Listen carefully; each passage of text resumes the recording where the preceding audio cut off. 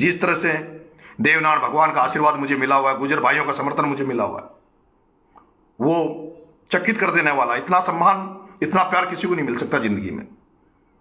मुझे गुजर भाई कहते हैं कि भाई तुम तो पैदा ही हमें होते, तुम्हारी तो भावनाएं हमसे जुड़ी हुई है। कुछ लोग चाहते हैं कि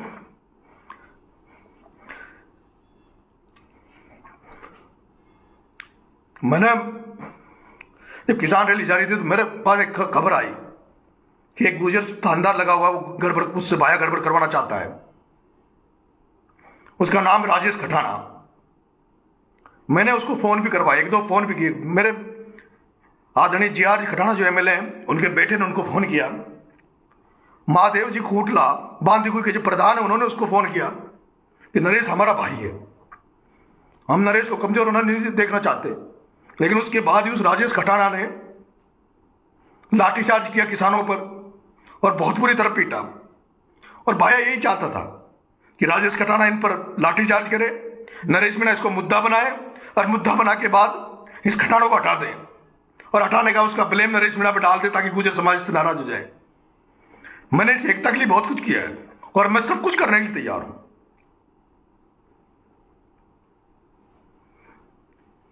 पहले भी इसने दिनेश वाले मामले में एक थानेदार जो गुजर था बेचारा, उसको लाइन हाजिर आईजी ने किया, उसमें भी मेरे पे ब्लेम किया कि इसने हटवाया है। इसके बाद अब कुछ नहीं बचा।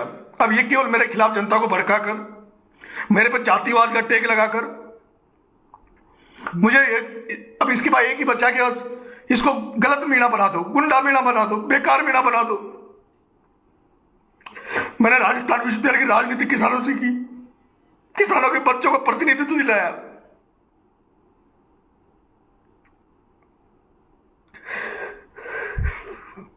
मैं आपसे हाथ जोड़ना चाहता हूं देवेंद्र जी, इसके षड्यंत्र से बचो आप। ये किसी का नहीं रहा, इसने सचिन पायलट को धोखा दिया। अब ये चाह रहा है कि हमें लड़ा लड़ू के। कल भी जब किसान रैली थी, इसने सीसवाली में मीणा समाज की मीटिंग रखी कि मीणा समाज नहीं आएंगे, और मीणा समाज के कुछ 3-4 दलाल वो अभी भी इसके बहकाव में है। तुम्हारा भी भला नहीं करेगा, ये कभी नहीं करेगा।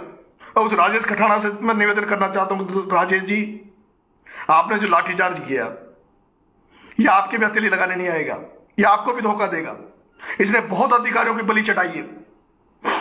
इसने जब कमल राठौड़ को, जो लड़का था कमल राठौड़, 12 में नगर पालिका का चेयरमैन, कांग्रेस से चेयरमैन था, उसने 12 में विकास की गंगा बहाई, पूरे 12 को एक नया रूप दिया। उस कमल राठौड़ को जेल भेजने के लिए, उस कमल राठौड़ को फंसाने के लिए इसने एक मनोज मीणा जो नगर पालिका में ईवो लगा हुआ था, उससे कागज चुरवाए।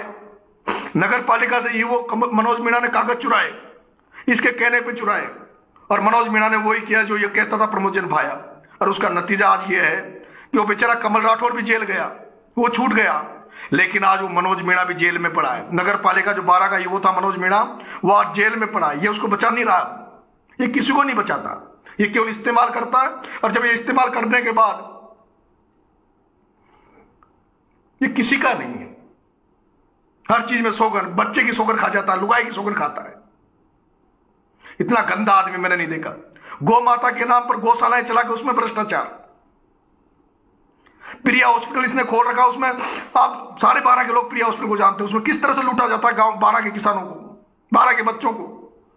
कोरोना काल में 12 की जनता जो इलाज कराने गई, वो 3-3, 4-4 लाख रुपए इसने लूटे हुआ।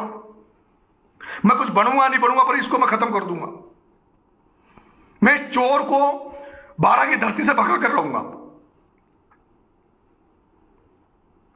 एक वो प्रताप सिंह भी अकेला घर बाड़मेर जाके वहां छबड़ा चिबड़ों में बस गया।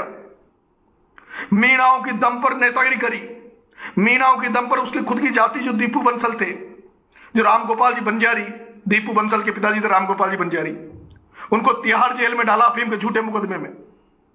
फिर उनके बच्चों ने जब कॉम्प्रोमाइज कर लिया तो उस रामगोपाल जी बंजारी को इन्होंने निकाला। फिर निकालने के बाद भी लेकिन उसके बच्चों का सगा नहीं हुआ, उनके बच्चों के साथ फिर भी प्रताड़ना करता रहा।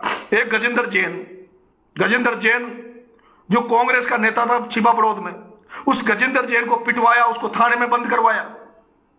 और ये हमेशा मीणाओं के लठ को यूज करता रहा। इसके बाप ने भी इस्तेमाल मीणाओं को किया, ये भी मीणाओं को यूज करता है। इसने कोटा दरबार जो थे हमारे, जो बहुत सम्मानीय थे हाड़ौती में, वो जब लोकसभा का प्रचार करने छिपा बड़ौदा आए तो उसको इन्होंने जूतों की माला पहनाई। मैं राजपूत समाज, हाड़ौती के राजपूत समाज से आह्वान करूंगा, कहां सोए पड़े हो? क्यों तलवारें नहीं उठाते? क्यों बंदूक नहीं उठाते? क्यों कमजोर हो आप? आपको खत्म कर दिया, आपकी राजनीति को खत्म कर दिया। भरत सिंह को खत्म करने में लगे हुए। भरत सिंह की गाड़ी पर हमला करवाया, भरत सिंह को काले झंडे दिखवाए, लेकिन हाड़ौती का राजपूत इतना कमजोर हो गया, ये सोच इसलिए हो रहा है सब। कोटा दरबार, जो कोटा दरबार जी राज सिंह जी सांसद थे हमारे, उनके गढ़ पे पत्थर फिकवाए, उनके महल पे पत्थर फिकवाए, लेकिन राजपूतों ने कोई प्रतिक्रिया नहीं दी, और जिसका नतीजा ये रहा कि ये आज इतना बड़ा बन गया।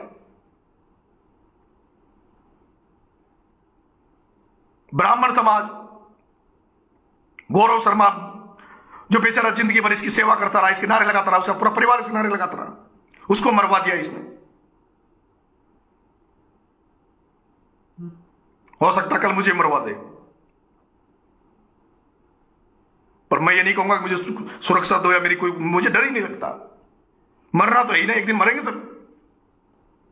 कोरोना में बच के कोई और बीमारी आ जाएगी, उसमें मर जाएंगे, एक्सीडेंट में मर जाएंगे।